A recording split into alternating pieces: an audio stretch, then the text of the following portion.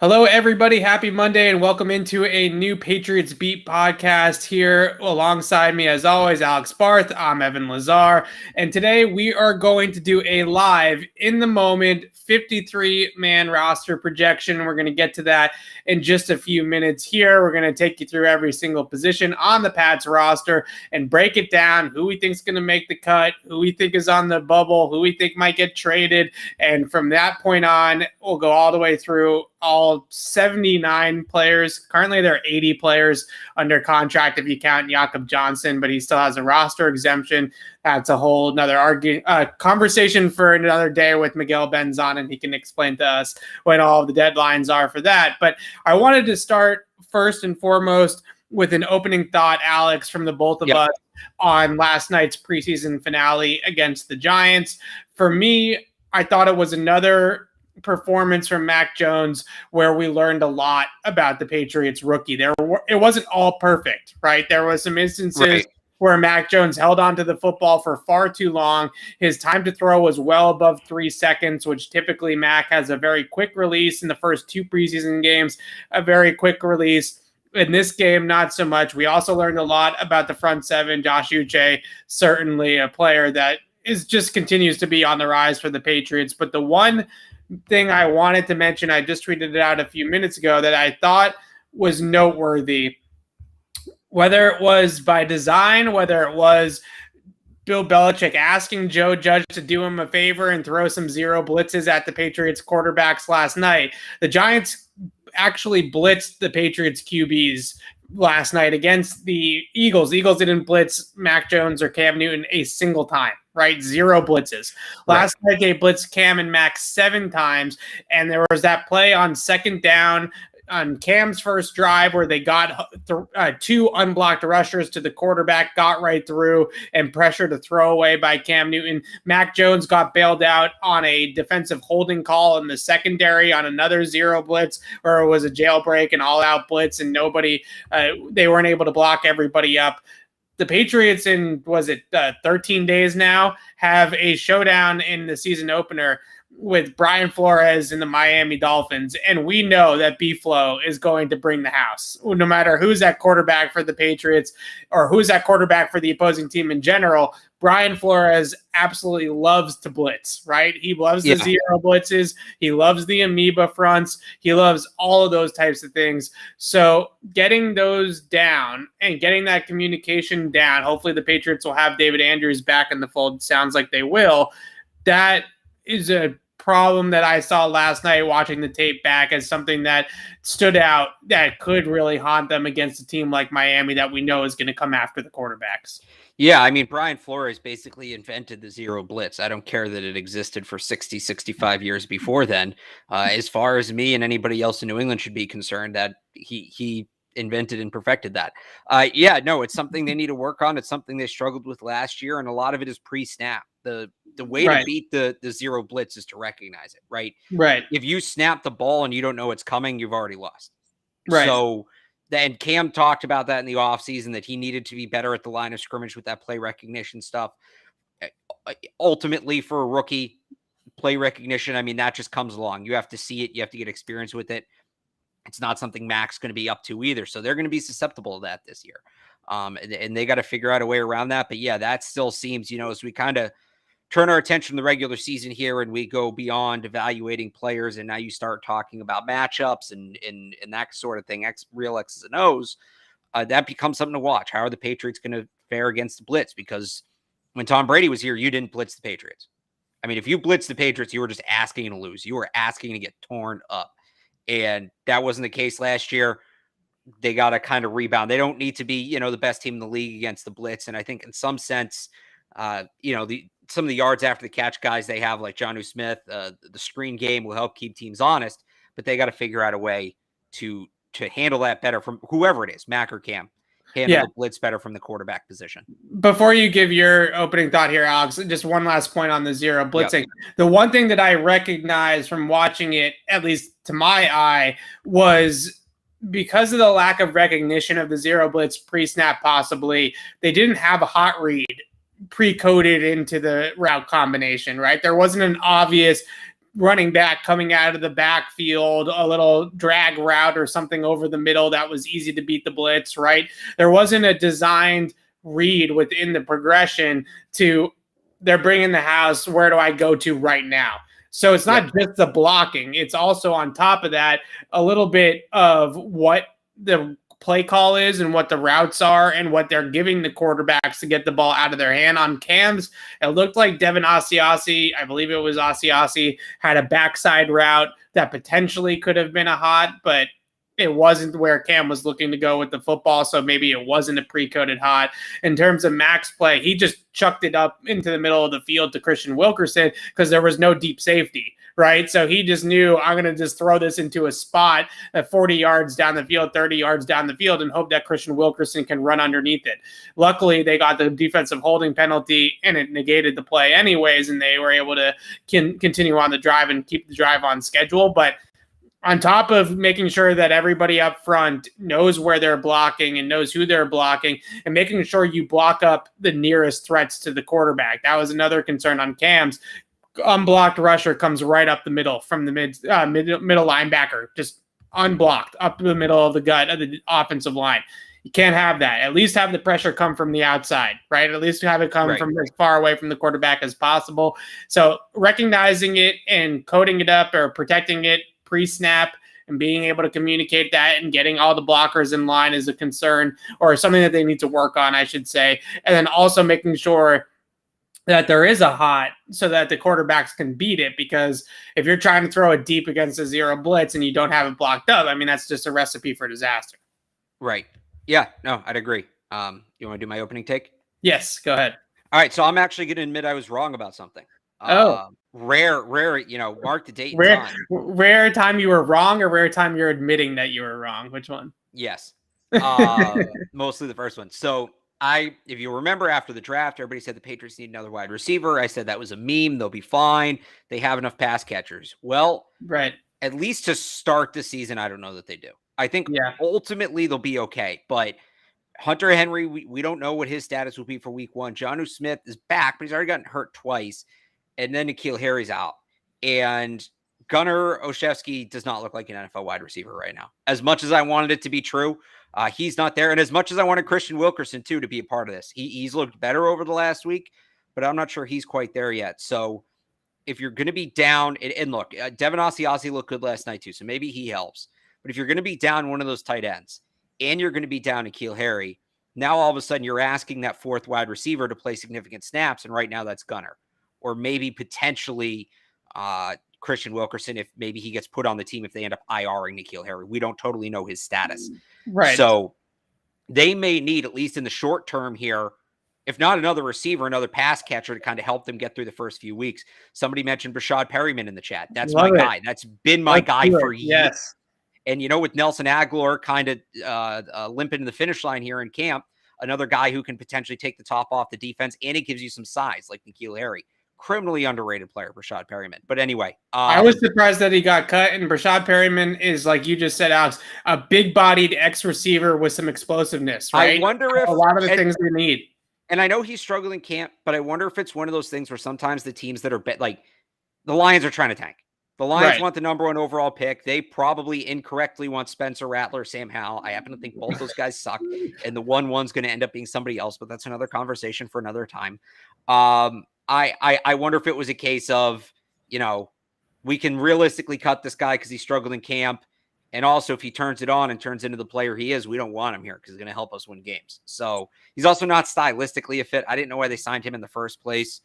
So yeah, I at least in the short term, this isn't my mea culpa of, oh, well, I was wrong all along and they need a number one wide receiver and let's go trade for Odell Beckham. Let's go trade for Michael Thomas. Right. That's not where I'm at right now. But, I've talked about how corner's a spot they might need to add externally.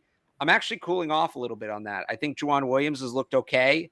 I think Sean Wade, credit to him coming in 3 days later, playing 36 snaps, even in a preseason game. I think he's a guy who will be able to contribute. I still wouldn't hate seeing them at corner, but I think they're all right. Wide receiver, again, for the first month of the season, really until N'Keal Harry and Hunter Henry get fully healthy, they might need to look elsewhere to add a wide receiver. So the other play that stood out to me, I mentioned the second down pressure look that stood out. with Cam Newton's first series. The play right after that, the third down play, went back and watched that one also because Cam threw a pass on the outside on a hitch route to Nelson Agholor that stood no chance. The defensive back was all over it and was in between Agholor and Cam, and the pass just was not going to be completed. And when you go back and watch that play, Cam wants the crossing route to Jakobi Meyers over the middle of the field, and they play a too high structure, so I wonder if it was... Regardless, they rotate the backside safety and cut off the crossing route to Jakobi Meyers, forcing Cam to go to the outside to Nelson Agholor and try to find somebody outside the numbers that was open. And the problem is nobody was open outside the numbers. And we've talked about this a lot with Nelson Agholor being that guy that can win a matchup one-on-one on the outside, stretch the field, do all those types of things. If they're not getting that from Agholor, then yeah, this offense is shorthanded at wide receiver because he needs to be that guy. And ever since he came down with that injury, that's plagued him a little bit, that slowed him down a little bit throughout training camp and the end of the preseason here, he hasn't been as good as he was to start the summer, right? First week to 10 days, Nelson Agholor was great for the Patriots in practice. He was the best player in camp at one point.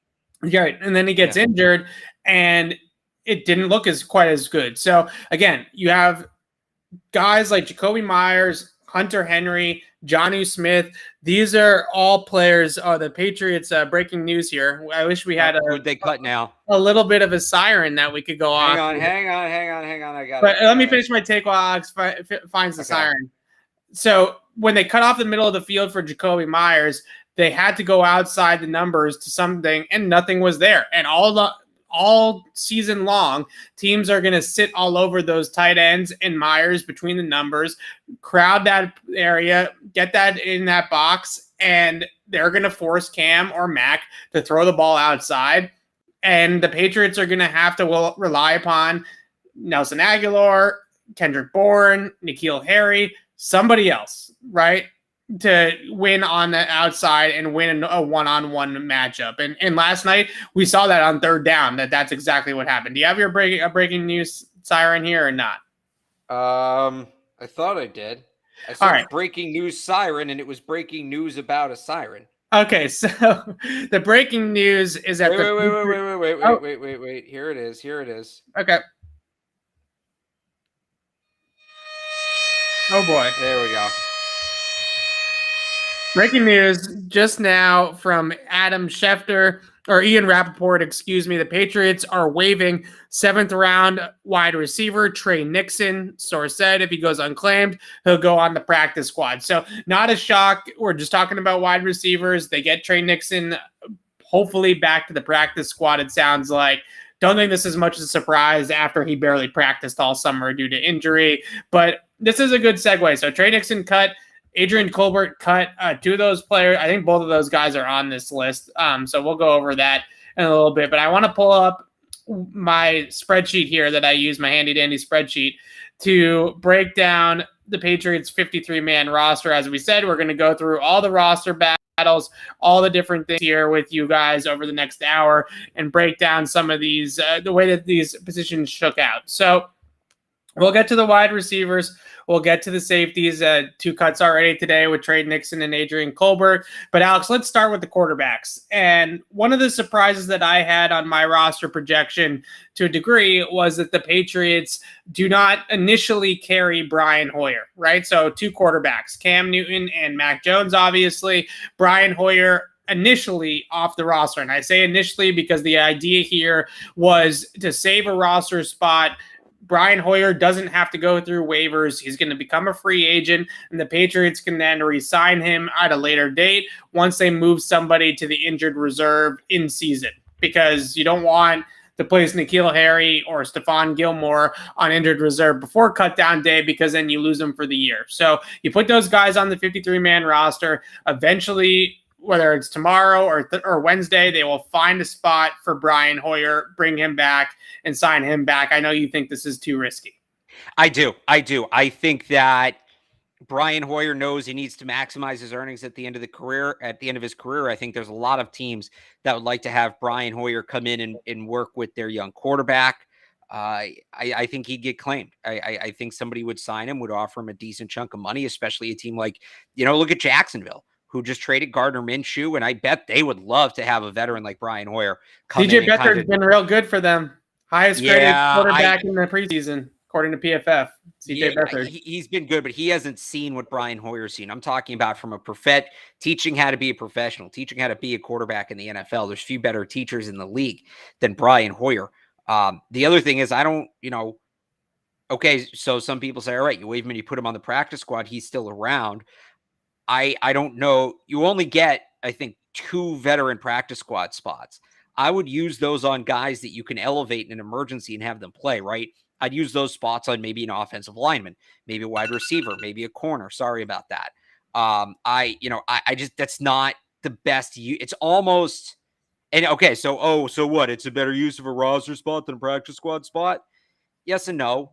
Obviously the 53-man roster is important, but you can kind of rotate in and out those practice squad guys as you need. It's harder to do that on the roster. So I would hold on to Hoyer. I wouldn't risk losing Brian Hoyer. So the problem that I had with Brian Hoyer, with getting 3 quarterbacks initially on the team, and we'll get to this as we sort of get into some of these other position groups, but by keeping Brian Hoyer, you're losing a defensive back like a Sean Wade or Miles Bryant, or you're losing an Anthony Jennings, or you're losing someone at a different position that I think is going to have a game day role on this team if they do stay put in our valuable depth. And again, the only team that I can foresee, I should say, being interested in Brian Hoyer's services is the New York Jets. They were the team that were also in the running for Brian Hoyer this offseason. New York is obviously very close by to New England. So although Brian Hoyer's family is going to stay here, most likely in the Massachusetts area, it's not like he's going to Los Angeles or Seattle or something like that, right? So again, just to be very clear, Brian Hoyer does not have to pass through waivers. He's a veteran. He becomes a free agent the second that the Patriots cut him. So there's no waiver process with him. So that's another reason why I think this is possible. And the intention is for Brian Hoyer to be off the team for 12 hours, right? Or 24 hours or whatever it ends up having to be. The intention is Brian Hoyer is going to be back here very, very quickly. But initially, you stash an Anthony Jennings, you stash a Miles Bryant or a Sean Wade. You're able to keep some of your depth in other places. You're able to keep potentially an extra special teams coverage guy that maybe they wouldn't necessarily be able to keep if you keep 3 quarterbacks, and on we go. So I get that it's a risk that Brian Hoyer might sign someplace else. Houston, New York, some of these other teams that could use a valuable veteran backup. The Jets are really the one that stands out because they have nobody besides Zach Wilson. So it's going to be Zach Wilson, and he's going to have no training wheels there in New York. So to me, that's a possibility. The Patriots have done this before, right? And the next cut that I have here as well at the running back spot, because they're going to keep these 4 running backs moving it along here, because I think these 2 things relate, right? The next cut that I had was Brandon Bolden for the same exact reason, right? Because Brian Hoyer and Brandon Bolden both don't have to go through waivers, both become free agents immediately, and both can have a wink, wink, nod, nod from Bill Belichick that just give us a day. Right? Just give us a day. We're going to place N'Keal on IR. We're going to place Stephon Gilmore on IR. We're going to place Anthony Jennings on IR, and then we're going to bring you back. So just stay by your phone, stick around, and we're going to do it this way so that we can keep some of these guys on the team for the long term. Because parting ways with a talented player like Miles Bryant, parting ways with a 2020 third-round pick like Anthony Jennings for a Hoyer or a Bolden is a tough pill to swallow. Yeah, I don't think they're going to, and my roster projection went up last night, by the way, on 98.5thesportshub.com if you want to play along on both sides. Bill's not going to risk Brandon Bolden again. He's not going to do it. He's not going to do it. Brandon Bolden has a pretty comfortable contract right now that he signed 2 years ago, right? He's due to make almost $2 million this year. He's not going to give that up because he's not coming back for the same contract. They're going to bring him back for less money. Bolden, somebody will give him that money because remember, he's not a bad running back. He's really not. But he hasn't played in the league since 2020, right? Or 2019, excuse me. So I don't know. He hasn't played in the league in a while. And the other element of the Bolden thing that I do want to mention is he's hurt, right? He's been in the red non-contact jersey for a couple weeks now. So don't you think he hasn't participated in the preseason at all? So don't you think if they didn't plan on having him, they would have IR'd him already? No, I think that the plan is, in a guy like Brandon Bolden's case, along with the argument that they can bring him back after they put somebody else on injured reserve, I also think it's potentially a case of Brandon Bolden's not healthy, and they might say to Brandon Bolden, stick around and stay around the area, stick around your phone, and 2 or 3 weeks when your injury is healed and you're all ready to go, we're bringing you back, right? So let me ask you this. Who's going to sign Brandon Bolden if he's hurt? Let me ask you this, because I don't know. I haven't actually looked at your roster projection yet. How many guys do you have that are this cut and then return after somebody goes on IR? How many do you have here? Well, I guess it depends on these two. It depends on if you want to consider Brandon King a potential example of this as well. Okay. Right. Because here's what I'd say. For that to work, I mean, who's going on IR? The numbers have to match. Right. So I think there are 3 clear candidates of players that can go on IR. One is obviously N'Keal Harry. Yep. The other is Stephon Gilmore. And I would also say Miles Bryant could potentially end up on injured reserve as well. And Anthony Jennings. So I would say those 4 guys could potentially be IR'd. You IR them after the 53 cut down, and then you're able to then bring those guys back in 3 weeks time, 4 weeks time, whatever it ends up being. All right. You know what? I'll buy that. I will buy that. Because the numbers even out, but yeah, I don't think he's going to risk Brandon Bolden again. If Brandon Bolden was healthy and participating and not wearing a red jersey and not sitting out preseason games, then I wouldn't feel as strongly about this option. But to me, no team is going to sign Brandon Bolden after not seeing him play at all in the preseason, after sitting out a year and knowing that he's injured. It's that's a tough one, right? But again, does Bolden? He's a leader in the locker room. I wouldn't screw with him. I wouldn't screw with it. He's on the team. He's going to make the team. Just let him make the team. I think there's other guys you can do that with that are better options. I think you're right. Somebody asked this in the chat. I think there's a real cut that they don't have a kicker on the roster come Tuesday. So I thought about that. I thought about the kicker scenario, but the reason why I didn't go with the kicker scenario, because they did that last year, right? They cut both of their kickers in camp and went without a kicker initially. The reason why I didn't do that was, one, Nick Folk does have some guaranteed money, more guaranteed money than these 2 guys on his contract that they're going to have to eat in terms of dead cap. 2, we have seen some of the kicking situations around the NFL. Look at Washington, for example. You think if the Patriots cut Nick Folk and Quinn Nordin, that Washington might not call either one of those guys. And if Folk is the guy who I have on the roster, who I feel like they think is going to be the kicker, Belichick said this morning that they still are making that decision. He's saying that about everybody, right? He said that about Cam and Mac last night. They're still making that decision. But he also mentioned that Nick Folk is an extremely consistent kicker that's kicked a lot in the NFL. That felt to me like Belichick saying, Nick's going to be our kicker, but we're just going to say it like this because we want to be able to sneak Quinn Nordin on our practice squad. We don't want to give anybody a heads up. Team like Washington, they have a terrible kicking situation right now. There are a bunch of teams that I feel like would take Nick Folk. I don't know. You know, a 36-year-old with a back injury, that's risky. And you know, maybe he gets claimed, and you mentioned the guaranteed money. That's fair, but I think they could get him through. I think they could get Nick Folk through. It's potentially a possibility. I definitely thought about it. All right, let's move on to the tight ends here.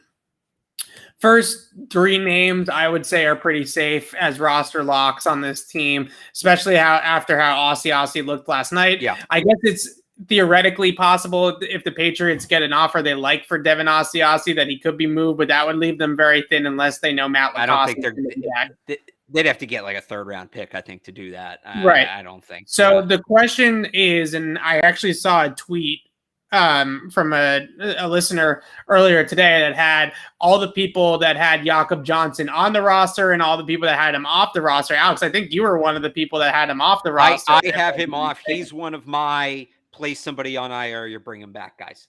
Okay, so I guess I could see that in theory because not every single team uses a fullback, right? So there's only 10 to 12 teams maybe that roster a fullback, but a lot of those teams already have a fullback in-house that they really like. So they would have to cut that guy and bring in Jakob Johnson.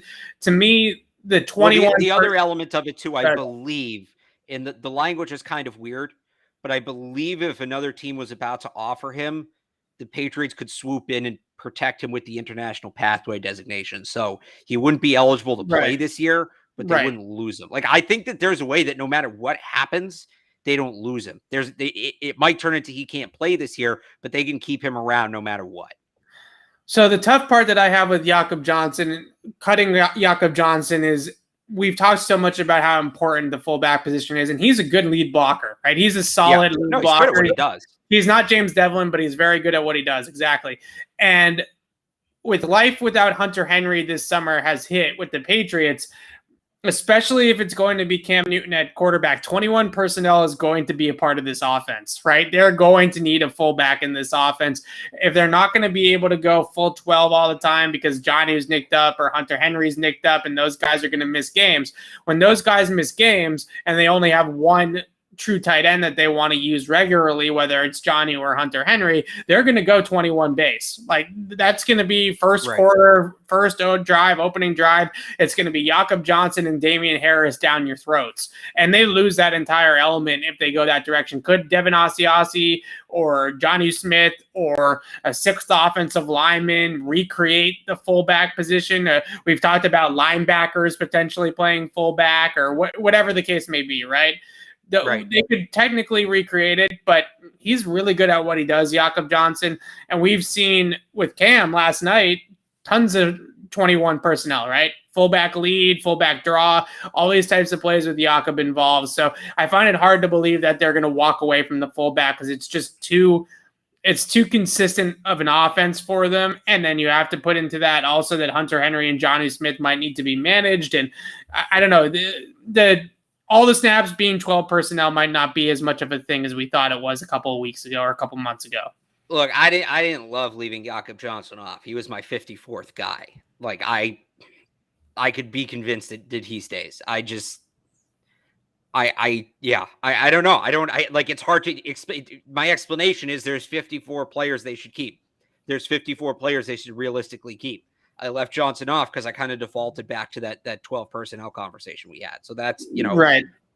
As much as you can make a case for him, I think you can make a case for, maybe some other guys I kept that I thought about cutting. I'm trying to remember who my last three on were. I think it was Gunner, who's an all-pro punt returner, Yodny Kajust, and I can't remember who my third one is. I'll pull it up, but it's tough. And then honestly, Matt Lacoste, I feel like has a strong argument. He played well before he got hurt. So I wanted to bring up Lacoste next once we moved off of Jakob Johnson, because Matt Lacoste definitely had a pretty solid summer. Now, Derek by the way, Sean Wade was my other last three on.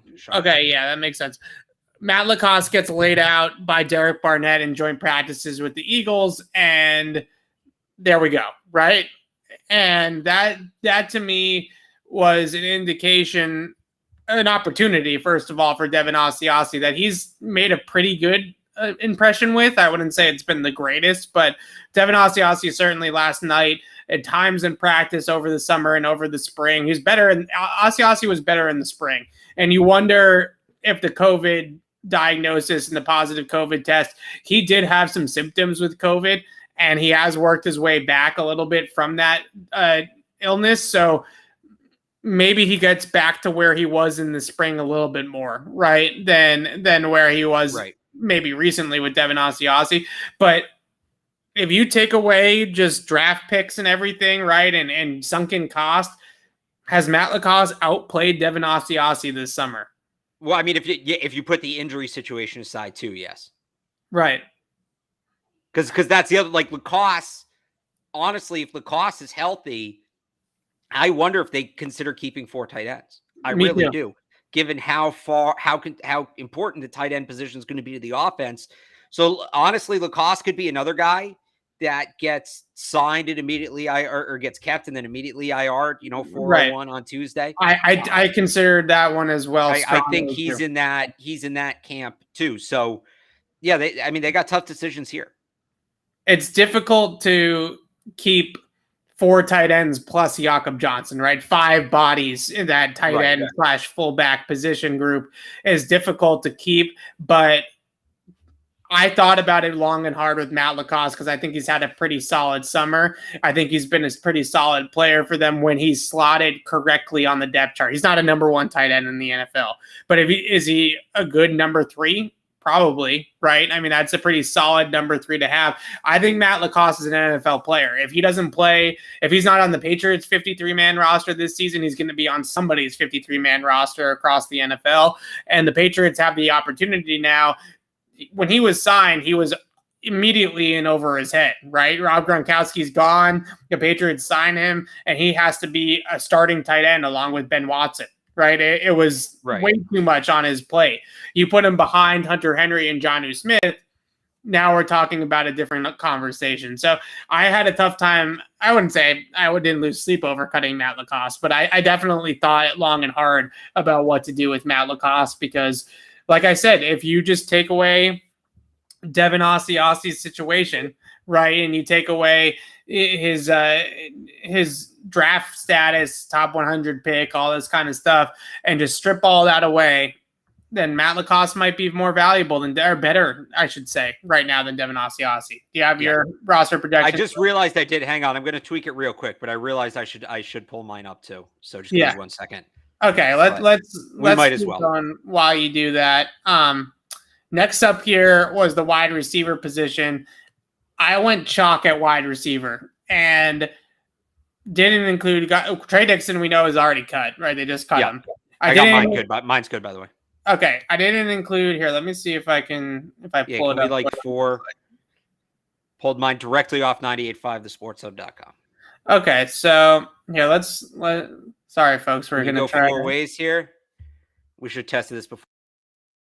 And I'm gone. And I'm back. All right. It's back. Let's see how this looks. I don't think we can do it. That's not terrible. Hello, everybody. We're playing. You can't even see how. Well, I guess you can see the last names on mine. There you go. Just do it like this. Just rotate. Yeah. And just flip ours back and forth. There you go.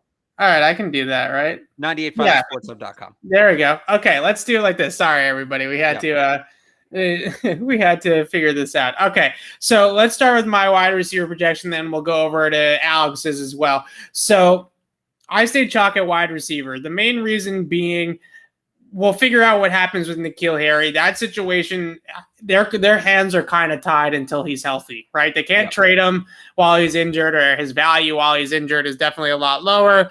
And then also you just feel like N'Keal Harry brings a little bit of something to the table that none of these other guys do in terms of his size. So I think that they're going to keep him around and either trade him once he's healthy or keep him on the roster because of what we've seen out of that wide receiver position in his absence.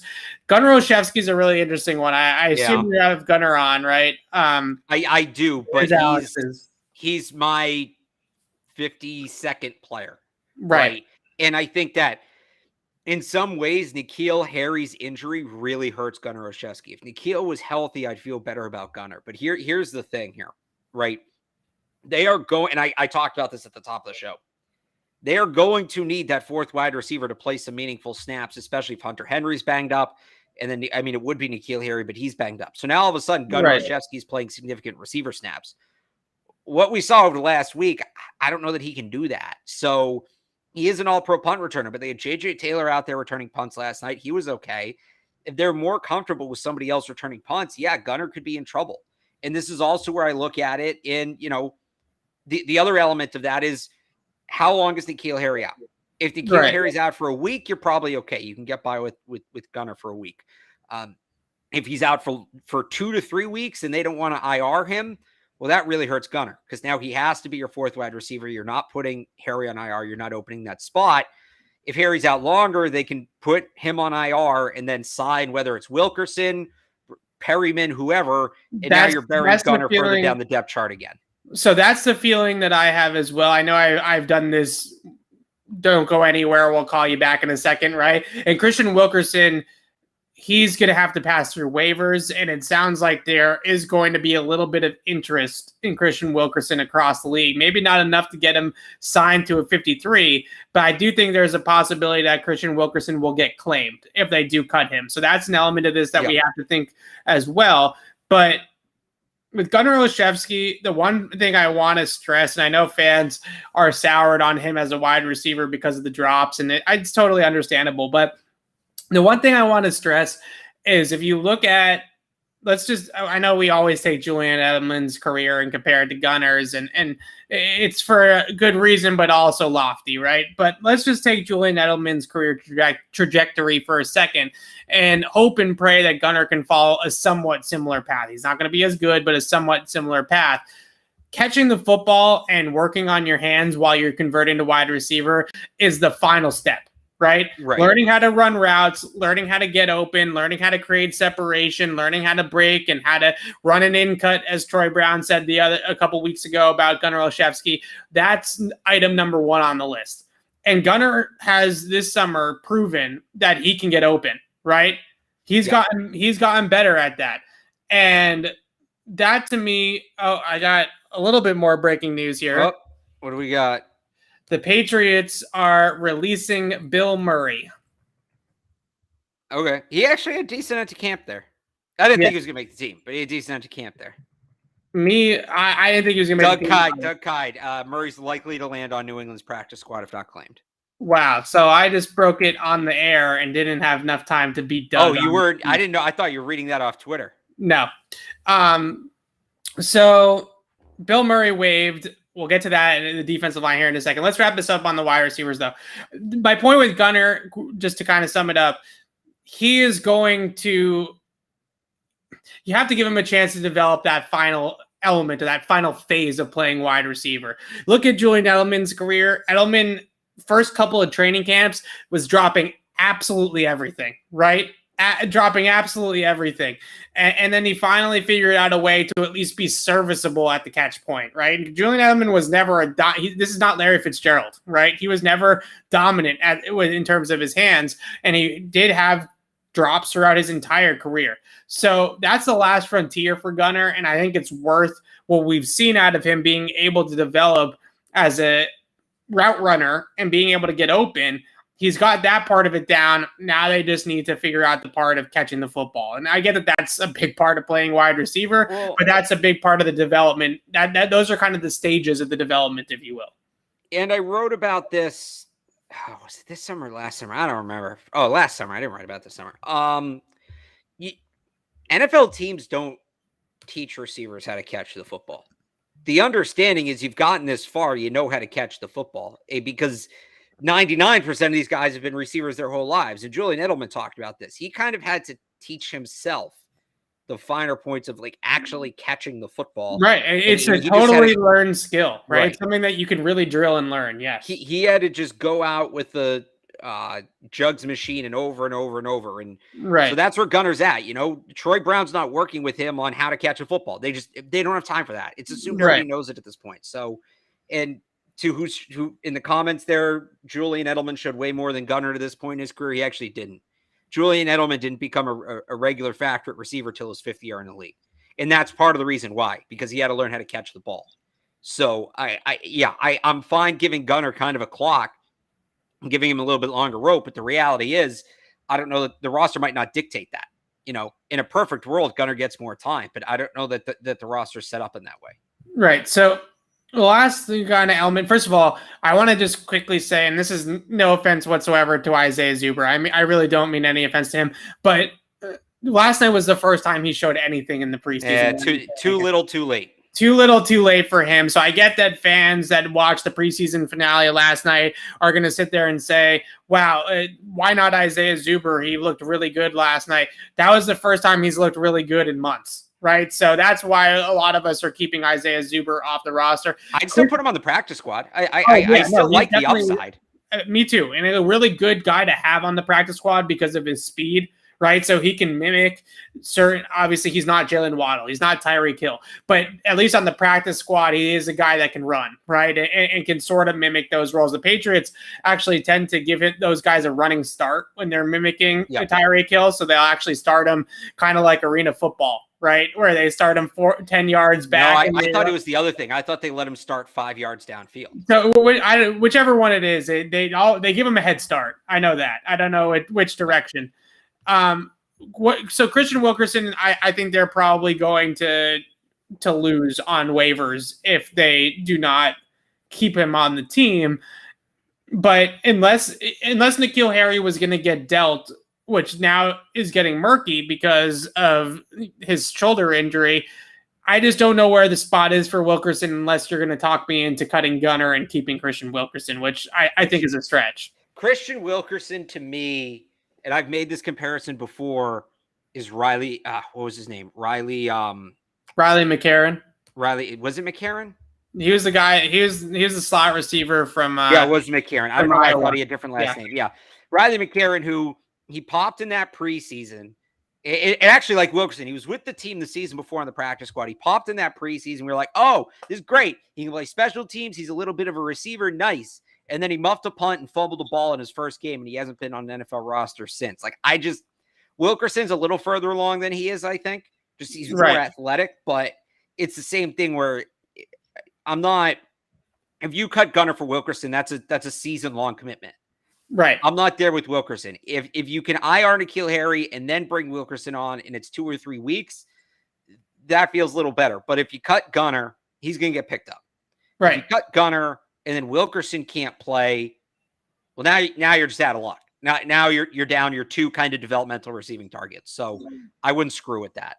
Yeah, I definitely think that I'm with you on this. And if they lose Christian Wilkerson on waivers, then so be it. I guess. It's tough. Yeah, that's what happens. Right. Okay. So let's move on to the offensive line now. I'm going to go back to mine real fast, and then we'll go back to yours on that position. I don't know. Trying to figure out the kinks here. There we go. So looking at the offensive line, Alex, you and I talked a lot about who would be the 8th guy, right? We knew that they were going to keep 7, right, with Heron and Ted Karras as the top backups.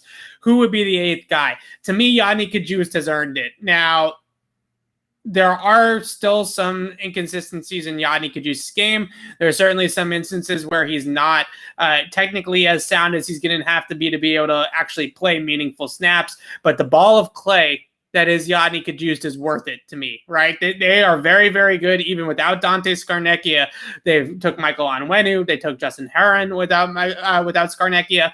They've been very, very good at developing offensive linemen and taking these kind of players that have talent like Yodny Cajuste and turning them into legitimate NFL offensive linemen. I think that they can work their magic with Cajuste and figure everything out that needs to be figured out in his game.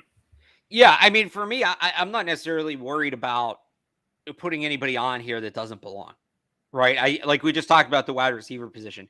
Is Gunner on? Should Christian Wilkerson be on? Like, that guy doesn't exist here.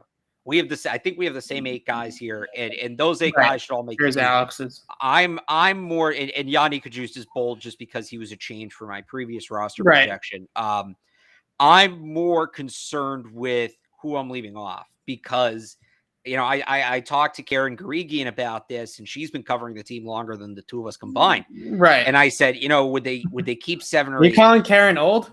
I'm not calling Karen old. She's very good at what she does. We've also only been covering the team combined for like 6 years. No, I'm just messing with you. That's not a long time. I would say that. Where was I? Yeah. Okay. So I asked Karen. I said, do you think they cover 7 guys? Is that too thin for Bill? Does he go 8 or 9? And she says 8 or 9 feels thin for Bill. Right. So I mean, and granted, that's Bill before the current practice squad rules. So I think that helps because you can maybe get Alex Redmond, James Ferentz on the practice squad and bring them up when you can, but Bill might just want that guy concrete on the roster. Right. He might not want to risk losing that guy. So that's more where I'm at. I will say, I think if there were to be a 9th player added to this list, it's going to be an interior lineman. there's plenty of depth to tackle here between Heron and Cajuste. I think you're looking at Ferentz or Redmond. You know, I think the Corey Cunningham experiment is over. That's so I want to show mine again because Cajuste is my favorite player in the chat. Wrong host.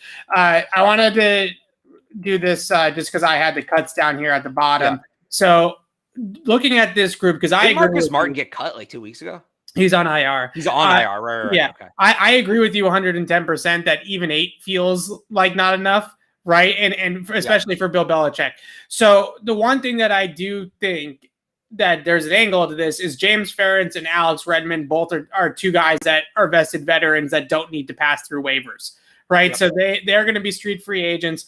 Alex Redmond's played some solid NFL football in his career, and he's had some solid preseason tape as well. I think if they cut him, he's going to find a job someplace else. I really do. If it was up to me and they're keeping a 9th guy, because I also feel wrong only putting 8 guys on, right? I feel I'm assuming that whether it's somebody in the building now or somebody who gets cut elsewhere, there's a 9th veteran on the practice squad who can be elevated when they need him. Right. So James Ferentz feels like that kind of guy. Yeah. He's had a decent camp. He's had a decent preseason, but I think the league knows who James Ferentz is. The problem that I have with Ferentz is that he's a center only, right? I don't think you're going to really put James. He's undersized for a center, and I'd be concerned at putting him at guard, right? So he's going to be a center. So he's backing up David Andrews, or he's backing up Ted Karras, who's backing up David Andrews, right? I mean, there's a lot of spots to get to before you get to James Ferentz.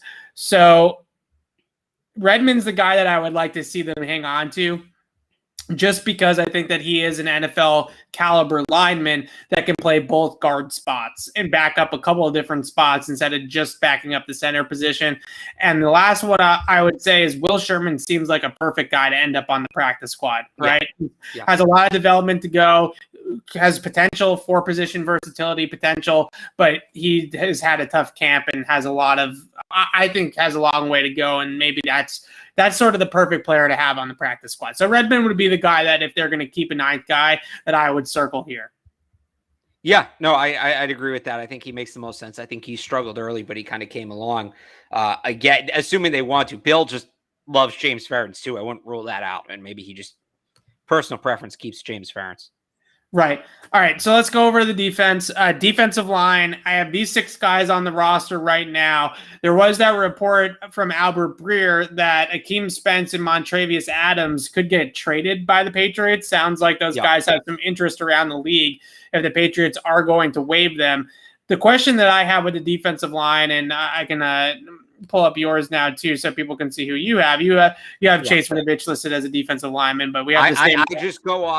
I just go off what they have listed on the website. I know there's gray area there. I just default to the team. That's always been my go-to. Fair enough. So we have the same 6 guys in terms of the interior defensive linemen. We both have Chase on anyways too, just listed at slightly different positions. So the question is, how much depth do they want to carry with the big bodies, right? Do they want to carry 6 true IDLs, true interior guys? They're going to base mostly out of a 3-4 or an odd front this year with 3 guys with their hand in the dirt. So they're keeping 2 layers of depth, right? They're keeping a whole nother second line by doing it this way. But it does feel like Carl Davis was one of the best 53 players in training camp, right? If you want to put it that way. And it's not just that. I mean, he was getting quality reps. He was repping with the ones. He was playing like a guy who's going to make the team. I first of all, I think they're going to keep a ton of depth here. I think Bill looks at what happened last year. They got run all over. They couldn't stay healthy up front. He's not going to let that happen 2 years in a row. This is a position where he might keep more depth than he probably needs, just because he does sort of overcorrect with these things at times. That being said, if I'm looking at this group, who's the odd man out, it still feels like Henry Anderson's job isn't entirely safe. I know Bill gave him, when Atlas asked the question, gave him a glowing review, but he was playing late in the game last night, late into the game. And he still hasn't entirely shown up on special teams, which everybody on this list, outside of maybe Lawrence Guy, I think is going to have to end up playing special teams this year. So I have him on. You see it right there. I have Me him too. on. I think I had him. And when we're done, we can look at, I don't know if you do this. I do the first three, next three. I think I had him on there. I was so tired last night. But yeah, Henry Anderson, I think he's a good player. I'd love to see him make the team. I think he can help the team. The way they're using him like a guy who they don't plan on having.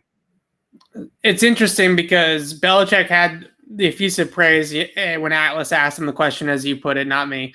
And then he's also practiced really well, right? I mean, I compare notes with Greg Bedard when it comes to one-on-ones, and Greg and I both have had Henry Anderson for his fair share of wins in one-on-one drills, right? One-on-ones, inside 6, 2-on-2, all these types of practice drills with these defensive linemen.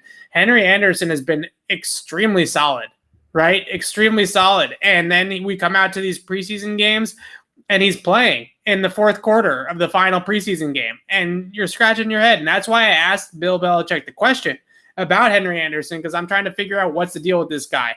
And Mike Pennell, Michael Bennett to a degree, even though he made it a couple of weeks, right? I mean, all these guys, this is not unheard of for the Patriots to sign a veteran defensive lineman and to just not have a workout. Right. For whatever reason, the system just doesn't click with the player. And Anderson seemed like such an easy system fit. He seemed like a guy that Mike Pennell. Right. So it's possible that he's cut.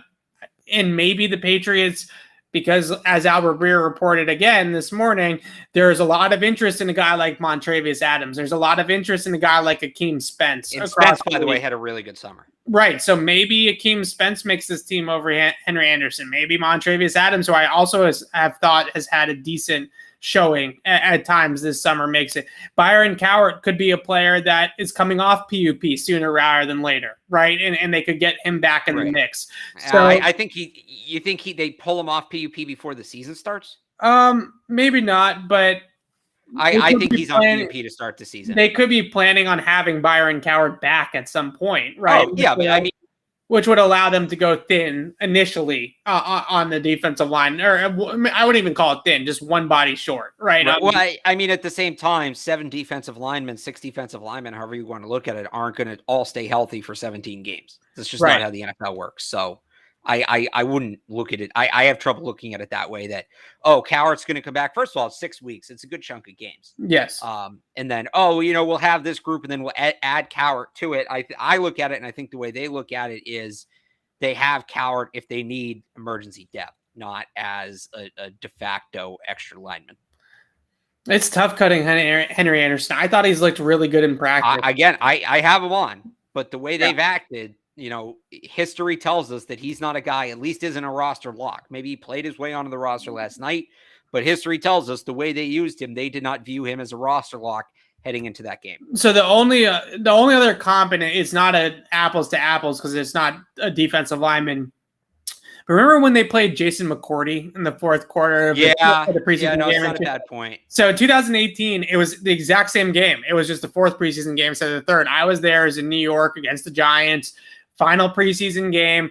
And the questions after the game were all about J-Mac, Jason McCourty. Why is he playing in the fourth quarter of the preseason game? They're trying him out at safety. They're trying him out at corner. They're trying him out all over the secondary.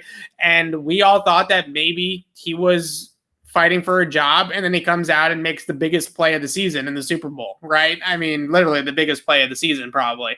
So that could be what is happening with Henry Anderson. I don't know. Like I said, he's practiced really well. I don't. If he doesn't make it, it's because something's not clicking, right? So something's not clicking with him in terms of the playbook and in the scheme and all that kind of stuff. So all right. Can I give 2 little nuggets here from Twitter before we move on? Yes. So first off, for the players hate playing for the Patriots crowd, go look at what Adrian Colbert tweeted. I've never seen a player who got released, at least in this sense, give such a glowing review to a franchise. Yeah. I owe some credit to everyone in the building. It was an honor to be a part of the Patriots. This experience was really one of a kind, beyond grateful. He thanks Devin. He thanks Adrian Phillips. He thanks Matthew Slater, says the Patriots have a spot in his heart forever. So for the players hate playing for the Patriots crowd, Adrian Colbert didn't. And he's a guy who likes to have fun. I mean, he's streaming video games all the time. So check that out. Here's the other one. I'll give you another cut from around the league that I find hilarious. Remember when the Dolphins were supposedly going to sign David Andrews and then they haggled with him and then they didn't get him and they settled for Matt Skora instead? Yes. Guess who just got cut? Yeah, I saw that as well. Matt Skora. So the Dolphins, who is supposed to be they let Karras go. They didn't finish a deal with Andrews. Skora sucked last year. I don't know why they thought he could be the starting center. I mean, remember he was with Baltimore last year. If you don't know who I'm talking about, remember the snaps in that Baltimore game against the Patriots. Yeah. And Miami now with Tua back there, who's not exactly the most durable player, they don't have a starting center. That's kind of big. So week one, the Dolphins are probably going to have a new starting center. So that, kind of big for the Patriots. Good news, because that's a good segue into this edge group for the Patriots, which is just ridiculous, right? And we've seen it all training camp, all preseason, everything. And the Dolphins are going to have to set protections and get the mic points all checked out with a center that they were not planning on rostering, or at least not planning on starting this year, right? That's good news for the Patriots. Now, the question here, and this is probably one of the biggest questions going into cutdown day for Bill Belichick and the Patriots, is what happens with Chase Winovich, right? He's easily the most, besides maybe N'Keal Harry, he's easily the most, I don't know what you want to say, mysterious player, right? In this whole equation. So the Belichick thing to do, to me, is to trade Chase Winovich and keep Deshaun Bauer, because Deshaun Bauer is a system fit through and through, right? He is a very solid, steady, long, strong edge setter, right? He's not flashy. Plays a ton of special teams too. Right. Plays a ton of special teams, not flashy like Chase Winovich, not as great of a pass rusher, as good of a pass rusher as he is, but extremely stout on the edge of the defense. And like I said, good length, good play strength. Swapping out, trading Chase Winovich for a third-round pick or whatever they can get for him, and swapping him out for Deshaun Bauer, I think is 110% on the table if you're Bill Belichick. Yeah, I'd agree with that. Again, I had Winovich on. I had him on at the last position. I have him on.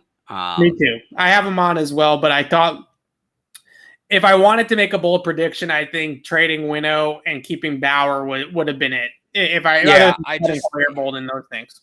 For all the things Winovich does that bug him, right? He's so good at getting after the quarterback. He's amazing at it. So good at getting after the quarterback that the way this defensive front is built this year, if you can have him, Judon, and Uche all rushing, it's Bill. I don't see Bill passing up that opportunity for all the headaches Winovich gives against the run. They can play him 25% of the snaps. They can play him exclusively on third downs. They have the depth this year where they don't need to rely on him in obvious run downs, and they can really pick their matchups with him. I don't think, maybe if, Josh Uche really pops and we get to the deadline and they need a corner or they need a wide receiver, then maybe we talk about a player for player swap at the deadline kind of thing. It's not unrealistic. Like, it's not a bad point. If they traded Winovich, I'm not going to be floored, but I think the odds are higher that he stays on the team. Excellent pass rusher, and Chase Winovich all preseason long has absolutely annihilated backup tackles, right? Because the Patriots have been playing him. They've been playing Uche. They've been playing Judon, Kyle Van Noy. Those guys are getting the starter reps. Winovich is coming in second, third quarter of these preseason games, getting to go up against backup tackles, and he is just eating them for breakfast, right? I mean, it's just a clear mismatch. He is a very, very effective pass rusher. He's probably, I would say it's between him and Uche at this point, because Uche has been really, really good as a pass rusher too, in terms of the best pure pass rushers on the team. Barmore maybe in that conversation, Dietrich Wise maybe in that conversation, but to me, Winovich might be still their best pound for pound pass rusher on the team. But the problem is he doesn't set the edge. He does rush past the quarterback a little bit too often for Bill Belichick's liking, is my guess. The system fit is what it is, right? It's a little bit of an odd fit, and they're going to have to either come to terms with that and let Winovich be Winovich, and they did do that at times last year because they needed his playmaking in the front seven. So they put him on the field and they said, just pin your ears back and get after the quarterback and let it be what it will be.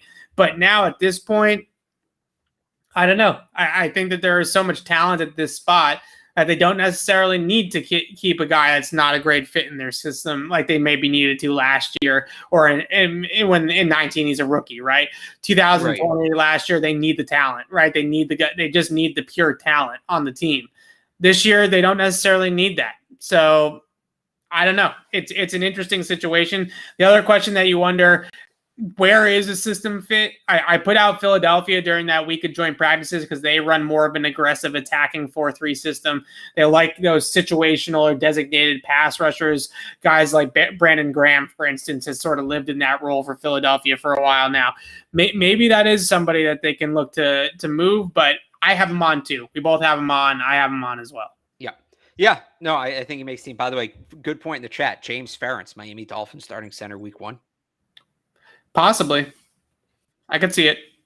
Yeah. All right, let's go. Let's look at your linebackers.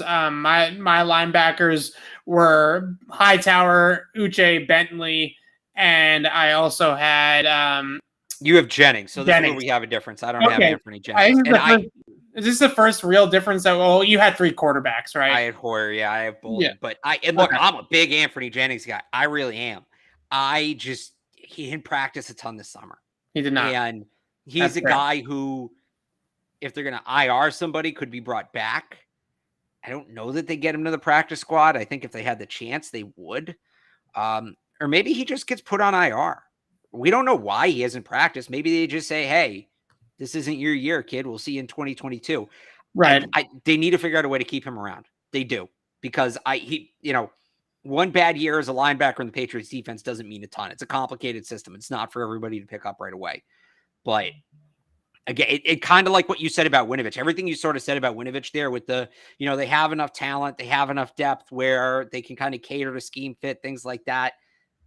I more ascribe that to Jennings, where it is probably too soon to give up on him.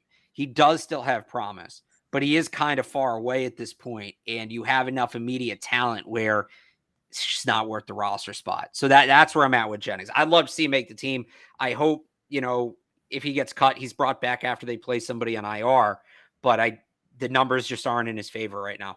Especially with him sitting out that last game. And here's my linebacker list one more time as well. If you asked me if Anthony Jennings, gets cut, he's going to get claimed on waivers, right? Some team is going to like the talent from the tape at Alabama and claim him.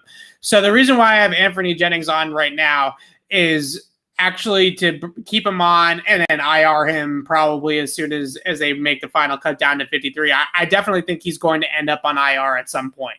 Right, whether it's before cut down day or after. I think he's going to be a player that's on IR, but at least by keeping him on the roster for now and IRing him, if they do lose some layers of depth, right, and I hope that nobody gets injured, but if somebody ahead of him, Hightower, Bentley, Uche, someone gets hurt, right, they have the ability to then bring him back. And I think that is valuable to a degree. If you just IR him like they IR Dalton Keene, season over, done. Right? You're not coming back this year. See you next year. That's possible. And that's certainly something that I just thought about in my head when I was doing this was potentially IRing Jennings right away. But I do feel like he's enough of an NFL player that he can be that third, fourth layer of depth. Right? I think that's possible.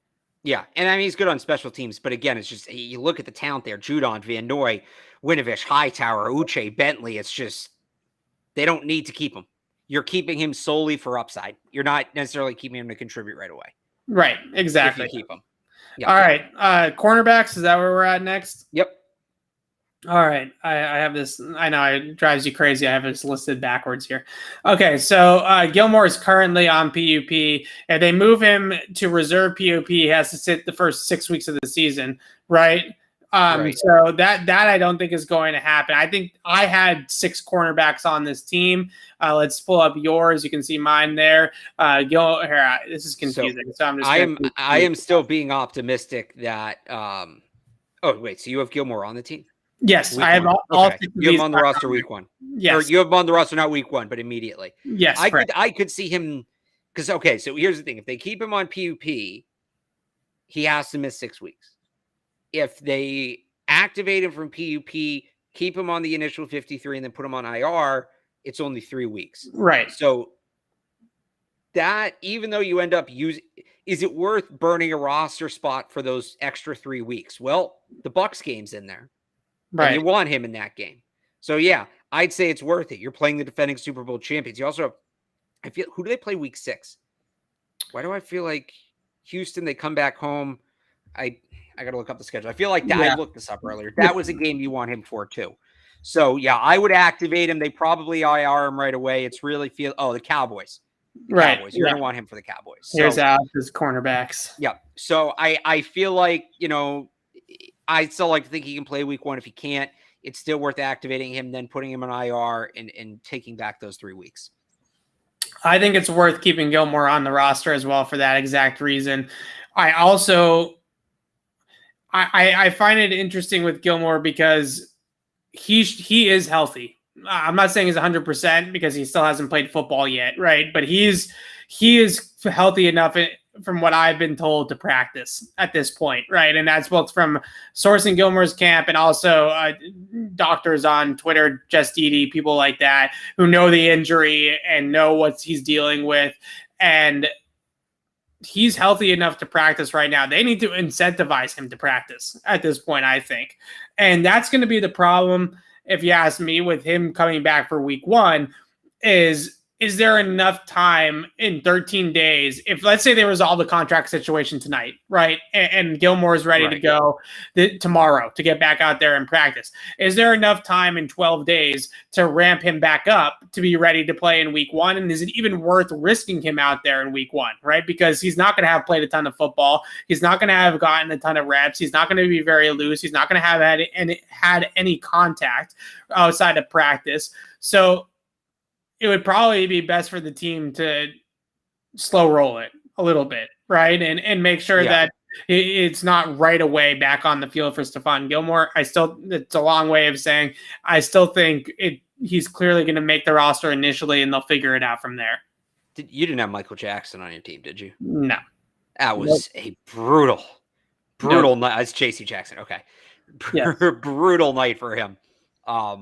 And I think it opened. By the way, I do have Juwan Williams and Sean Wade. I think there's a chance that if Wade comes along, maybe Williams gets taken off the roster during the season if they need to activate somebody. And I think Miles Bryant too. If Miles Bryant, you're gonna keep and then IR, D'Angelo Ross might have played his way into one of those spots last night. I believe that. I don't think he's making the team outright. It was kind of his first moment popping of the summer. He might have actually had a pick early in camp, but he did a ton the last 2 summers. He really did. He did a ton the last 2 summers to show up, and then he just got derailed by injury both times. So he's a guy I think has deserved a chance. I'm willing to kind of factor in what he did the last couple of years. Not putting him on the 53, but if you're putting Miles Bryant on IR, D'Angelo Ross is kind of the perfect guy to step in because he can play some slot. He can play some safety. If you really need him to in an emergency, he can play on the outside. He's not the ideal player for it, but he's at least done it before. So there's an experience level. So I'm not, I think D'Angelo Ross, unless somebody really loved what they saw last night and signs him to 53, I don't think we're done with D'Angelo Ross yet. I think at the very least he's back on the practice squad. I could see him as a guy that gets elevated during the season. But again, if Bryant goes to IR, he's kind of the perfect guy to step in and fill that role because Miles Bryant's playing an important role this year. He's the backup slot corner. He's also adding, I don't know how many safeties you have. I only have 4. That's not a ton. So he's a backup slot corner, and he's adding depth at safety. That's a key role. If he can't go, D'Angelo Ross can do all those same things. Miles Bryant is doing all the same things that Jonathan Jones does in this defense, right? Jonathan Jones occasionally goes back there and plays some safety too, depending on the type of defense they're in. They like to run that base defense with 4 DBs in the back in the secondary, and John Jones is the 4th DB, right? So that way, if they do go 3 wide, they can bring him down into the line of scrimmage and play man-to-man, or they can keep him deep depending on what the offense does. So Miles Bryant does a lot of those same things as well. Jonathan Jones, it sounds like they're going to have a better idea later on in this week of how long-term Jonathan Jones' injury is going to be. But he practiced on Friday. It can't be that bad. It's not too bad. And the initial prognosis right now is that he's going to be good to go for week 1. He should be fine, right? But they're easing him back into it and going to see sort of this week how he responds to it. But he should be good to go. for week 1. So I would say the next sort of step here is with Shaun Wade versus Juwan Williams, right? Because we know J.C. Jackson, John Jones, Jalen Mills, Stephon Gilmore, whether Gilmore's on IR or on PUP or whatever is another conversation, right? That's a logistical conversation. Those 4 guys are making the team, right? Yeah. I have Mills as a corner because he's played so much corner this summer, but I can understand looking him as a safety as well. No, I don't. Regardless, those 4 guys are going to be on the team, no questions asked. The question is, do they have a spot or do they feel the need to keep a spot for both Shaun Wade and Juwan Williams? Williams, another 2019 draft pick that could potentially get traded here if they get something in return for him. I have him on as well. I have all 6 of these guys making the initial cut down, but Juwan Williams versus Shaun. I wish there was more time with Shaun Wade, right? I know, yeah. But again, the fact that he played 36 snaps last night, I think tells you a ton. Yeah. Yeah, in terms he, of like, he looked pretty good. That push off aside, that really shouldn't have counted. He had some good reps against Darius Sills in that press man on the outside. There's something there to work with him for sure. Yep. You have Miles Bryant as a safety, right? I have Miles Bryant as a safety. Yes. Okay. So we switched Mills and Bryant. Yes. All right. I went back and forth a million times on where to include those guys. Again, when in doubt, just default to what the team does. It's the easiest way to do it. So do they have Miles Bryant as a DB? Oh, they might. Yeah. They might. I don't know. Okay, so here are my safeties. Or here's, you can look at these 2 columns and kind of get the whole secondary, right? These are that way. These 2 columns, you can get the whole secondary picture this way. So McCourty, Duggar, Phillips, locks, right? No chance that those guys are going anywhere. Miles Bryant's my 4th safety. You can also consider Jalen Mills. You want to cross those guys over, whatever you want to call those players. No real surprises here at safety. Adrian Colbert was already cut earlier today. Josh Bledsoe, I assume they're going to stash on IR or NFI or whatever they're able to do with him. I don't know. And I don't think there's going to be any surprises at safety. Yeah, no, I agree. I mean, the depth's a little thin, but again, with guys like Juwan Williams, Jalen Mills, Miles Bryant, right? There's enough. John Jones plays a little bit there too. Right. You have enough where guys can play both spots that they should be okay. Again, I don't know that. Here's Alex. Adding another defensive back is the worst idea externally. I mean, maybe Shaun Wade's that guy, and Wade can play some safety too. I wouldn't hate to see them adding like a true safety, if somebody breaks free. But yeah, I mean, this group, it is what it is, and they're going to be good. The depth's a little thin, but the high-end talent still, the top-end talent still is what it's been for the last few years. Definitely still feels like they're missing Duron Harmon. Right, that Duron Harmon. They've been missing Duron Harmon for 2 years. They never replaced him. I don't know why they didn't. I've been saying that for 2 years. And they never draft those guys. I don't know. It definitely feels to me like they're missing that player still, the backup free safety. Maybe they think that that's Miles Bryant or somebody like Shaun Wade, who some people in the scouting community have said to me that potentially Shaun Wade could be a long-term fit as more of a free safety. He ran a low 4.4 with like a ridiculous 3-cone. He was like 6.89 or something like that in the 3-cone. Really good athlete. Pull it up for you here. And I always pictured him as more of a box safety or a slot, which is what he was playing. He was playing as a nickel corner a lot at Ohio State. But maybe he is a player that could place him in the back end too. Duggar has potential to play back there, but he's so big that if they're going to play him at 220, 225, and they're going to ask him to play post safety and go sideline to sideline, that's a big ask, right? Even for an athlete as good as Duggar, that's a big ask. So the backup free safety role behind Devin McCourty continues to be something that they've avoided, I would say. They haven't signed anybody for that spot. They haven't drafted anybody for that spot.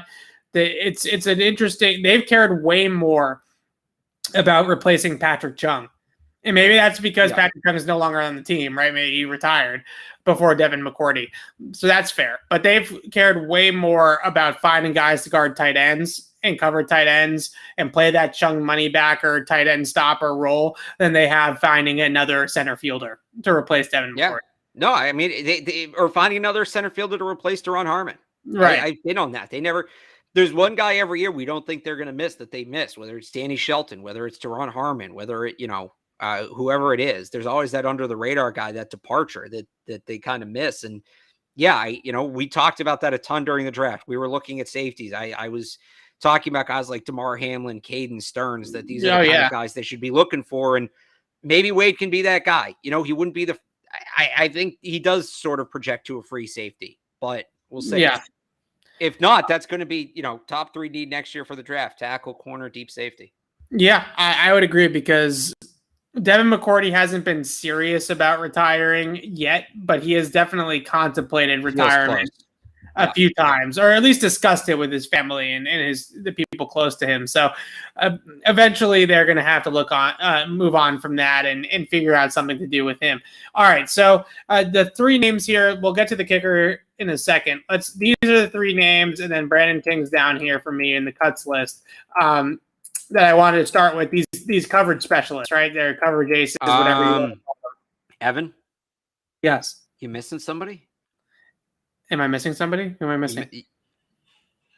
You missing a special teamer there? Scroll up. Is that? Are you talking about Nick? Are you talking about Nick Folk or Jake Bailey? Oh, okay. Oh, yeah. All right. Okay. Hey, yeah. Relax. But I jump through the computer and strangle you.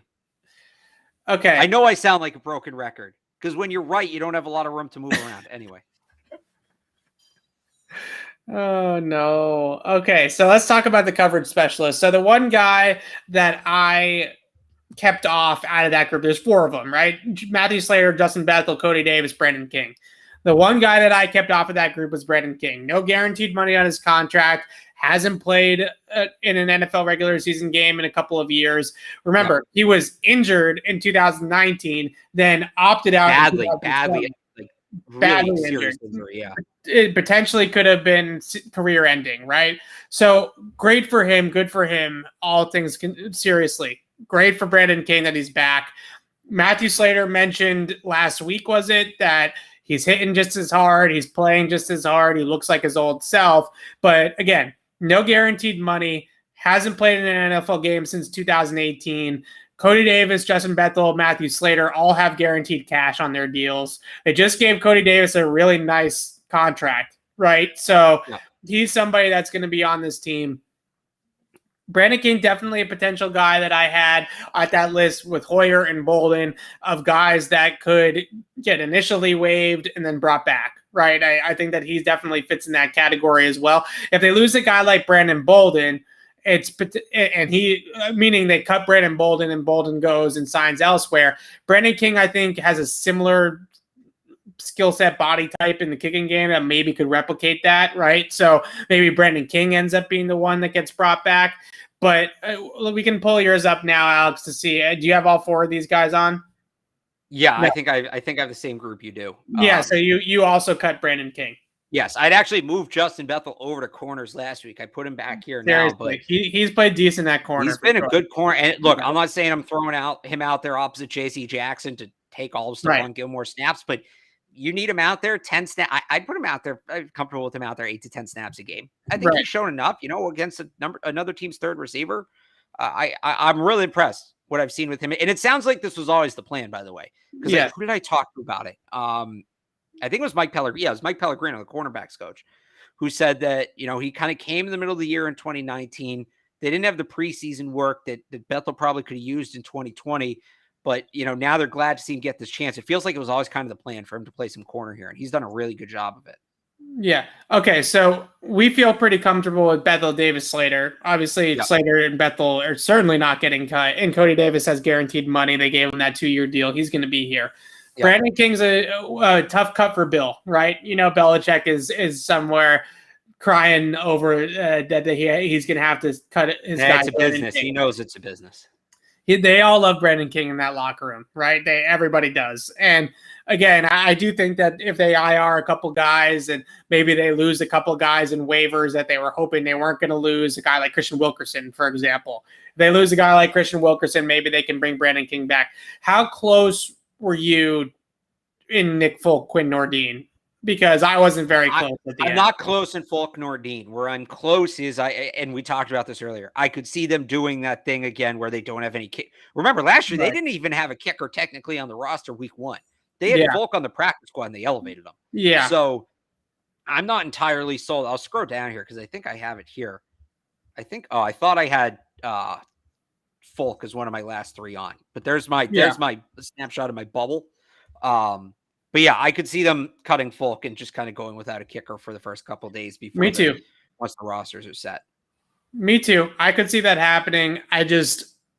I would be concerned that a team would try to go after Nick Folk, because just reading up on some of these other teams around the league and kicking situations, it's always so up in the air. Folk was one of the better kickers in the league last year. It's certainly one of the clutch kickers in the league last year, 2 plus 50 game winners. So I think there's going to be a team that would aggressively go after Nick Folk. Now, would Folk end up picking the Patriots over that team? It's definitely possible, right? I mean, they can get into that negotiation and work that out.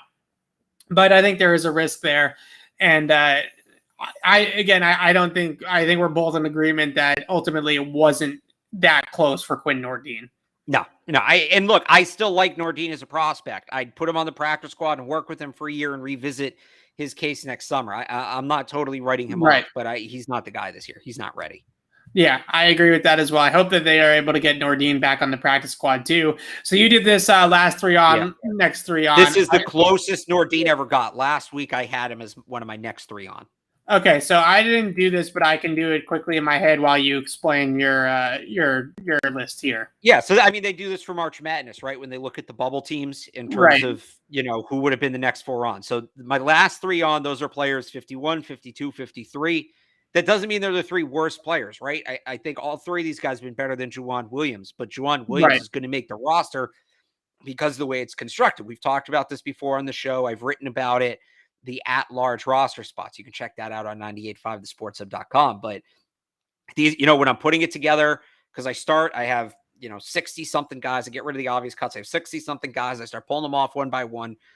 What you see on the top are the last 3 guys, or what you see on the bottom are the last 3 guys I pulled off the roster. What you see on the top are the next 3 guys I would have pulled off had I had to make 3 more cuts, right? So this is essentially defining what we would call the bubble. This is putting actual quantity to it. And this is a look at what my bubble is right here. Yeah, I like that. I would say my last 3 on, I would go probably Gunnar, right? I think it has been a lot closer this summer with Gunnar Olszewski than I was expecting. You win an All-Pro award it's really just this last week. He was fine until this last week. Yeah, and it's funny because he wasn't even close last year for the All-Pro voting, right? He won All-Pro punt returner by an absolute mile. So the fact that we're even considering this, it really shows you how far he has to go as a receiver. So I'd say Olszewski, as much as I'd like the numbers in terms of Yadni Kajus, I think in terms of what the production has been at on the field, he was somebody that would have been one of my last guys on. Certainly Sean Wade, but I don't know if you want to count that. That's kind of I have him on mine. A comp out. All right, so Sean Wade would be the other one. The guy that I think, believe it or not, the player that and there's some guys on the defensive line, and certainly Christian Wilkerson. So I'd say Wilkerson in terms of the next 3, right? Yeah. Wilkerson, probably Montravius Adams on the defensive line. But the guy that I had the toughest time cutting was Deshaun Power, because he just does everything right. He does exactly what they want that position to do. It's not flashy. It's not sexy. He's not going to go out there and put up all these sack totals and get Pro Bowl votes, but a hard-nosed, lunge pail, edge-setting special teamer, right? Yeah. I mean, just everything. You're looking to carry a 4th or a 5th edge guy behind these studs that they have, the free agent signings, and Uche and Hightower and all these players that they have at that linebacker's position. But Bauer is the type of guy that contributes, right? And could have a game day role, could be a sturdy backup 3rd, 4th, 5th string type of guy. I don't know. I like Deshaun Bauer. I thought he had a solid summer. I thought he gets the job done, even if it's not the flashiest job possible. Matt Lacoste was a tough one too. I think that's a tough decision as well. Ossie clearly deserves the spot because of the upside and because of what we saw last night, what we saw in the spring before COVID. He definitely looked really solid, more so I would say in minicamp. With that Ossie. We were talking up Ossie a little bit back in what was that, June, Alex? Yeah. No, I'd agree with that. All right, so let's now you figure out how to do that. You just figured that out? Are you serious? Now we know. No. Now we All right, know. now we know for tomorrow when we have to piece this whole thing together. And hopefully we're starting to hear about some cuts already. Adrian Colbert. We're at 3 now. Adrian Colbert, Trey Nixon, and Bill Murray, the comedian. All 3 of those guys cut already for the Patriots. We got to, Alex, are you going to do a cut down tracker? What do you guys? Yeah, we'll have one, 985thesportshub.com. Okay, cool. So we're going to do something similar on CLNS as well. And Alex and I are going to be back on the pod. Well, first of all, I hope you enjoyed the roster projection hour and 30-minute gauntlet we just went through to break this entire roster down. I didn't even realize it was an hour and a half. That's good. Yeah, I'm glad. I wanted to do it this way because I wanted to talk about each individual player, each individual battle. I think that's right. It was all really important to discuss. So Alex and I are going to be back on tomorrow night at some point. We still have to decide exactly what time because we both have writing responsibilities and things like that. But we're going to be back on tomorrow night to break down the initial 53-man roster for the Patriots. And Alex, you think any surprises between now and when we sign on tomorrow night? I don't know if we're going to get any surprises this year. I mean, well, that wouldn't make him a surprise, would it? Maybe Henry Anderson. We kind of talked about that. Sure. I would be surprised if Brian Hoyer gets cut. I know you wouldn't. I would. That's pretty much where I'm at. So I agree with both of those. I think Henry Anderson is the best chance to be a surprise cut. I would also throw out a trade of Chase Winovich in the next 24 hours. I don't know if it necessarily needs to happen in the next 24 hours. I don't know if they're that, because if they trade him, unless they're trading him for a draft pick, if they try, because to me, I would also shop Chase Winovich around for a wide receiver and see if they can pull off. If they trade him player for player, they have time. If they wait until after the deadline and then trade him for a pick, that's a little disappointing because you cost yourself the ability to keep a player you then didn't. Correct. A Bauer, a Wilkerson, whoever you want, Lacoste, whatever you want to keep there. So once again, Alex and I will be back on the show tomorrow night around the same time, 4 or 5 o'clock. The deadline is 4 p.m. Eastern on Tuesday to cut the roster down to 53 players. It's something, we really shouldn't come on before 4:30 because even sometimes with that, like it trickles in. You know how Bill Belichick and the Patriots are too. They won't release. Last year didn't come out till like 7 o'clock. They will not release that roster formally, right? We might get it by all of us cross-referencing reports and pulling it all together to be able to figure it out. But they will not release that 53-man roster on Patriots.com until at least 7 p.m. tomorrow night. So we're going to have a long night ahead of us tomorrow night with the Patriots and the 53. But Alex and I are going to be back on the pod as soon as we can, for the most part, be official with the roster, right, in terms of who's made the final cut. So keep it here, Patriots Press Pass. If you like the show, if you like Alex and I, if you can stand us for this long, then you probably do. Please subscribe to the channel, Patriots Press Pass. Click the subscribe button. That's how Alex and I continue to bring these podcasts to you guys as often as we do. And once again, we will be back tomorrow night to break down the 53-man roster. And I hope you enjoyed our roster projection, and we'll see how close we actually were 24 hours from now. So until then, signing off for Alex Barth, I'm Evan Lazar. Thanks for watching, everybody.